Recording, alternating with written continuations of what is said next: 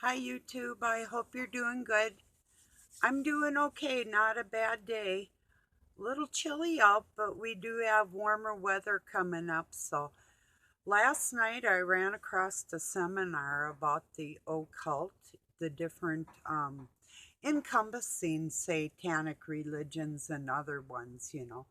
Um, the most remarkable thing about it, I was about 5 minutes in on that thing and I saw something that I thought I'd never see before.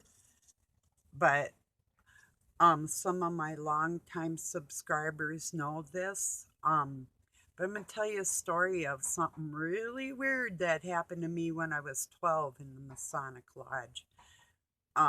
Concerning a person with a mask. It was a goat's head mask. Now I know just what it was, made out of paper mache, but back then I had no clue. This person had on a white robe. They had this mask on their head and they were very tall, is what I thought. And I drank something and I was woozy and I stood before this person. Then I could hear my Jesuit dad and his friend thinking something, I don't know, like they were trying to save me somehow. And one of them, I don't remember who it was, went and got in front of me, in front of this person. I believe the intention was that I was going to marry Satan at 12. But I'm not sure. Maybe they were going to kill me and change their minds or something weird about it. But I can't prove any of this. And there's other things that they did to me too. I can't prove any of it. Not one word. I was a kid. I was alone with them. They, I do believe, got me for just certain reasons. Um, and that's all there is to it. So I was adopted, if you didn't know, some of you. But so I'm watching this documentary. I'm going to share the link. It's 2 hours long. I did not catch or don't know if I even heard the name of the man that's doing this seminar, but he knows too. They want the children and our grandchildren. And knowing and being aware of who they are and what they do is the best protection you can have. So, yeah, I'll share it if you're interested, or if you even just want to see that creepy mask. I freaked, and then further in the program, I saw more heads that they made of animals, like there was a pig or a bull or different ones. He was talking about crimes that had been committed or different stories of people that had encountered these rituals with that type of paper mache head. But that thing was identical to the one I saw. If I had been not drugged, I think it would have occurred to me. I bet that was after I found those vials of diseases. They were probably going to do something to me, but maybe thought I was that they had more control over me than what they always tried. And when they failed, they'd try something else. But when I started running away that year, there wasn't much they could do with me. I would end up in juvenile hall. They'd bring me back home. I did that like 21 times till they finally just got sick of me, basically. And then I went to a Catholic girls' school. From there, I went to a group home while I was working on paperwork to get emancipated to divorce them. Because I thought, you're not going to dirty my name in this world and just get away with it unscathed and treat me like shit all my life, like I did something wrong. It's like, no, no, you're not doing that. And that's when I started my war. It's like, how dare you, trashy, ugly people, in most respects. They weren't ugly, but their souls were. to treat somebody precious to them. I always was good to them like they treated me. So it's like, yeah, no, you are not getting away with this. None of you are. So that's what really got me. I did not even realize when I was a kid that Masons, Jesuit, Catholic, um, uh, Luciferians, and all those could be all encompassed in under one label, witchcraft.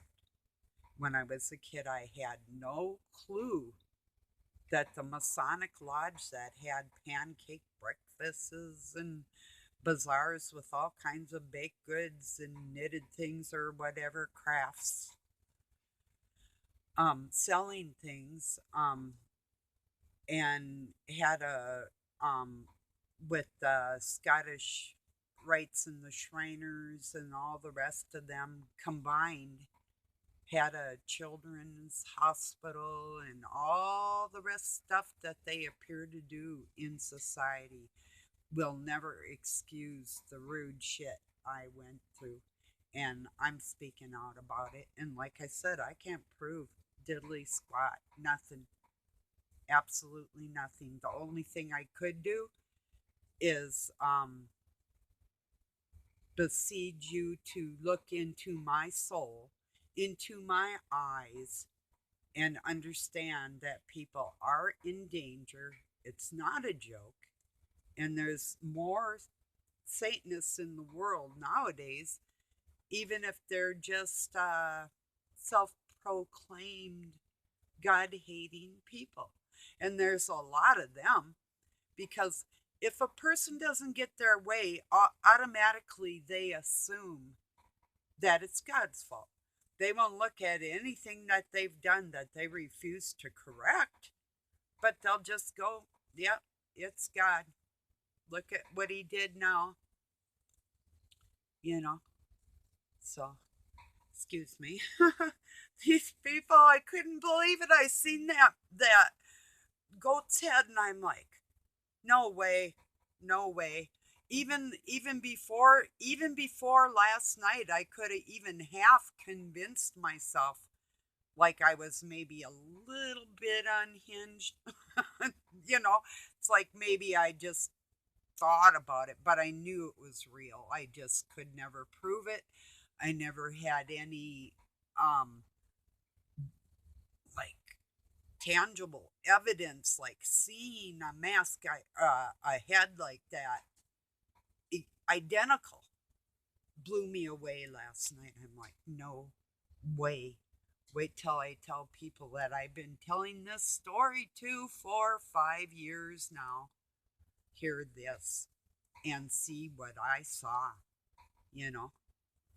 So, and I'd take a lie detector test if it was from a reputable person or whatever, no doubt, at any moment, you know. This stuff is real. I'm not exaggerating one bit. And if you knew like the animals and the people around me and different things in life that have happened to people, and I can't say it's a coincidence. And it has entirely nothing to do with me. God is the only person, the one almighty, the one true God, the most high. All praises to the most high, period. Has nothing to do with any dark force or satanic thing ever in my life. Not ever, not one flippin' day, you know? So, just to make that very clear. so, mm. And they were talking about the connection with drugs and the occult and a lot of the, and I was just talking about like how they drugged my brother, and I know they did me. Well, I think they slipped it in after I kind of refused because um they labeled me as hyperactive. I was not. I was active.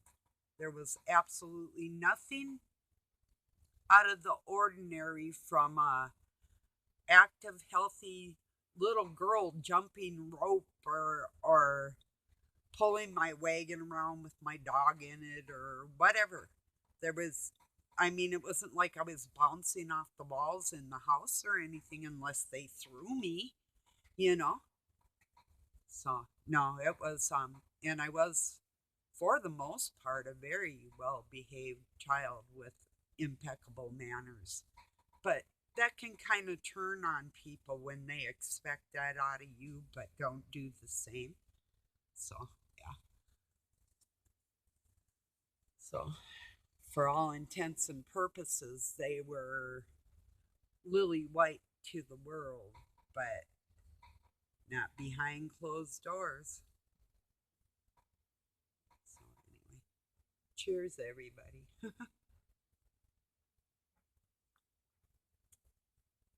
Some of you, probably most of you, probably have half satanic, if not more, family members in this world today.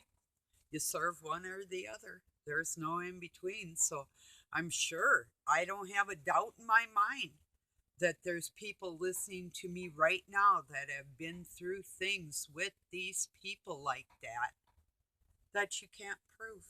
You just know it happened to you.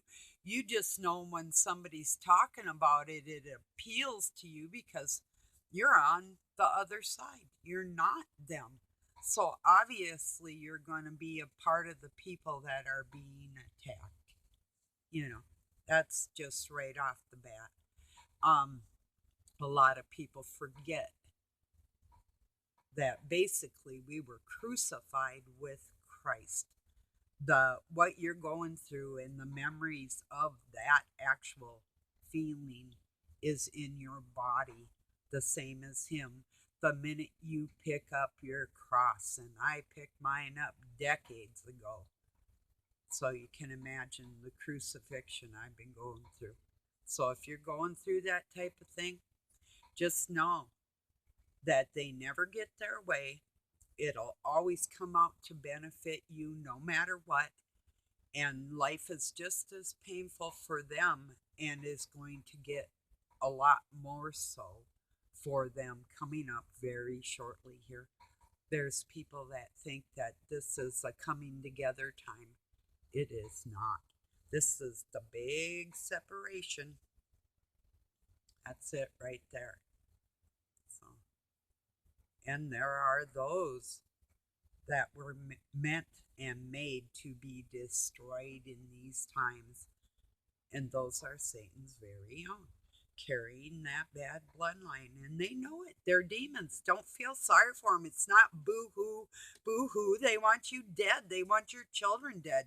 No, it's not. These are not human beings in the sense that they are soulless flesh. So don't go all boo-hooing. If you know somebody that's literally demonic, stay the hell away from them. They are not going to get better. You know? Satan's going to carry all that bad energy forever. And that was his decision. Don't be feeling, don't, it's sympathy for the devil. Knock that shit off. When a demon wants you dead, they ain't playing. It's not a joke. You may be able to convince a human being that to have brotherly love or sisterly love, but you are not going to convince Satan to love your little human ass, ever. There's nothing there like that at all. Can you imagine all the people that literally just give up and give in because they're too weak of spirit? And well, it isn't even the weakness of their spirit, because that can be developed. It's the lust of the flesh that they're taking on the energy from the Nephilim into their own souls because their bloodline is of that. It can be nurtured or destroyed within the human vessel. But it is the war, spiritual warfare. Absolutely. And a lot of people don't think that witchcraft is real, but it is. And, you know, it was really, it's not weird, but okay. It's typical. Okay, here's something. The other night, I was thinking of a song that I had played in band on my flute. Da da da da da da da da da da. And I thought, what the heck is that? I hadn't heard it for a long time. It got played out on the radio, and we played it in band. And then Doug would watch that movie over and over, and I was just entirely sick of the soundtrack. But the other night, it's about 3 nights ago, I wanted to hear it. And Doug was walking by me, and he whistled what I was thinking. This is no bullshit. I still couldn't remember the name of it. And I got on YouTube and I was looking for a song to play. And in the list that pulls up was The Good, Bad, and the Ugly by the Danish Symphony Orchestra with a choir. They blew me away. It was like 11 minutes, 28 seconds. I would share that, but I think the getting to know who your enemies are a little better is more important. And some of the information you might already know. If it bores you, turn it off. No big deal, right? But there's a couple things that I even got a refresher course on. And the one thing I didn't know is there were other places in the world that made those paper mache heads, and I wasn't crazy, and I wasn't singled out or anything like that, for any reason. So, anyway, but yeah, thought of that song. Doug whistled it, pulled up YouTube, all within about a minute and a half or less, maybe within 30 seconds. And there was that song. Freaky. But that's how things kind of work in this world. That's God thinking ahead for us. Or Satan playing games. He's got those capabilities too. One or the other, but I wasn't checking for my bullshit meter at the moment. I just wanted to hear the song. So yeah, I have a built-in lie detector. But yeah, people still try, even though it's amazing. Stand right there and lie to your face, or lie about you, or omit. That's what That's what I told Doug. You are a liar. He says, "Why? When did I lie?" And I said, "You lie all the time." I said, granted, most of it is by omission, just not saying what things are when I know and he knows. We both know, but he won't say it. Yeah. Why not say it? What a coward, I would. Well, I tell people all the time whether they want to love me after I'm done talking or not, but I'll say I don't like you, you know? Thought it was funny today. He's gonna fix the points are going out on our water pump, and he put the cap for it in his hand, and he had some paperwork, and he's walking out the door, and he said something, I don't remember what it was. Oh, we were talking about what he might get at the grocery store, and he says, I gotta find my cap. I go, it's in your hand. And then he said it again. I go, it's in your hand. And I walked up and I hugged him. I said, you poor, poor thing. I said, it must be really hard getting older and having getting dementia. And he didn't really say nothing. He thought it was nice that I hugged him because I usually don't, but it was patronizing, like poor thing getting old and.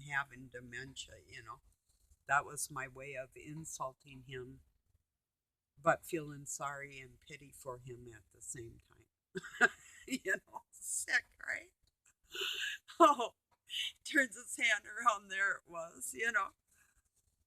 But anyway, yeah. So it is a sunshiny day. Like I say, it's cold. Tomorrow is supposed to be about 47, but we have almost 64-degree weather, I think, coming up this weekend. So I decided just to scoop the ice out of the kitty water again today and then worry about. I knew I'd have days I could set them up better out in their kitty house. So if some don't know, there's stray cats around here. We have one boy we kept out of a female that was around here, and I had a cat that I had actually got from a woman a long time ago. I had her for 21 years. Bathsheba died of last year. My dog, my horse, and my cat all died within 6 months. And I really think it had a lot to do with the stuff they're spraying, but can't prove that either. Although my dog did have a tumor on the back of her leg that my Doug's cat had poked a hole in her, and I had to have that removed. It got infected. So she had that done, and then I took her in to get her teeth cleaned, and they have to put give them anesthesia for that for a dog. And then we went out to Montana, my dog and I, and then after we came home, it wasn't long after that, and she was 12, which I thought was sort of young for a smaller dog, but with her health things that was going on, who knows. But so then I ended up with, oh, the stray kitty that kept having kitties. We kept one named Bob, Doug's cat.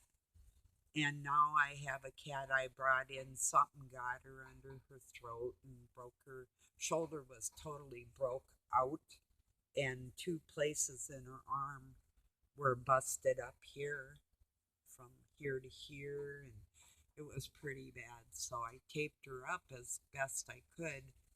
Then Doug's cat got sick, and I waited till he was feeling a little better, and I brought the one girl in the house. But there's generations of kitties that come and go around here because of all the wildlife. But when they're around, I feed them. And it's not like they would go away if I didn't feed them. A lot of people think that. No, it's a meadow. There's a lot of brush, and no matter what, with people's farms and barns and stuff, we always have cats around here no matter what. There's just no avoiding it. So having like a regular tomcat around here and this batch of kitties that's been around, that's their home. They've been here for generations, literally. So yeah, I've not fed them, and when I don't feed them, they're still here. So yeah, so yeah,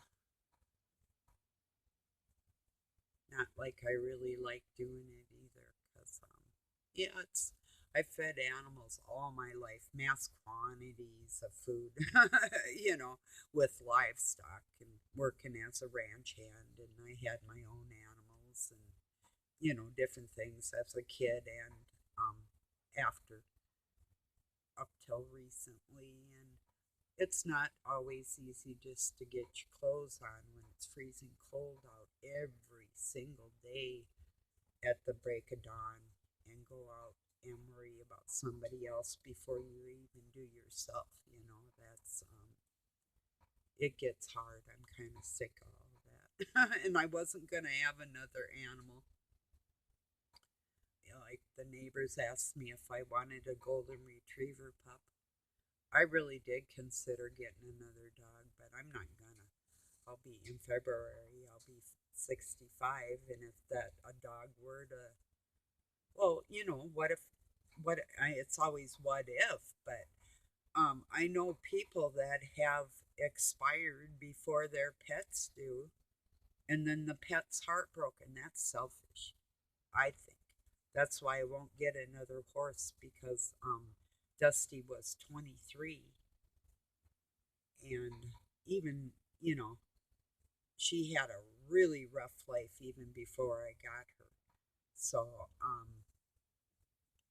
she, without that, might even live longer. But I've known of horses that I think the oldest one is like 50 or 60, but the average age is like 20 years old, or not even. But 20 to 30 isn't uncommon. So, if given that, say if I die when I'm 82, well, what's that baby that I raise that, like, my horse wouldn't let anybody else really even handle her? What are you going to do? That's a big animal when you have a ton and a half, um, or more, or whatever. When you have a ton, um, even 1,000 pounds or more, like I say, I bet she pushed probably about 1,350 pounds in her prime. She was what they call 16.3 and a half, 16.4 hands high. So 16 hands going one over the other high and 4 fingers. That's, she was one of the tallest horses aside from a draft horse like a Clydesdale. And they're not much taller. They're just a little more muscle bound than what my horse was. And I still am not going to take her picture down off I got it on my Facebook because, and I've got some videos with her too, but she had been rolling around in the mud to keep the bugs off, and I would start a bonfire, and she was a smoker. I'd even try and keep her away from it, and she'd stand in the corner of her pasture as close as she could get to where my bonfire smoke was. And I usually would make her a bonfire every day in the summer. And even if it was hot, she'd be out there smoking herself, falling asleep. And I had to watch her so she wasn't by the fire. I literally put up like a fence around it, and then my picnic table where she could only, and my grill on the other side where she could only get so close because she'd fall asleep with her head by the fire. So unless I was out there with her, you know, and I could wake her up when I seen her doing that. But I got smart and just roped it off for her. She could still get smoky, but couldn't get right up on there like that when she was getting older. When she was young, it wasn't too much of a big deal. She was real strong. She'd start falling asleep and just wake up instantly. So that's about all that's going on around here today. I thought I wasn't going to watch it at first with this occult thing. And I thought, well, we'll see what's in it to share with other people because, and how good the information is. And of course, you have the typical like Anthony LaVey and Charles Manson that case and all those mentions and things like that. And there's other things that I hadn't really maybe seen the footage to certain things or whatever.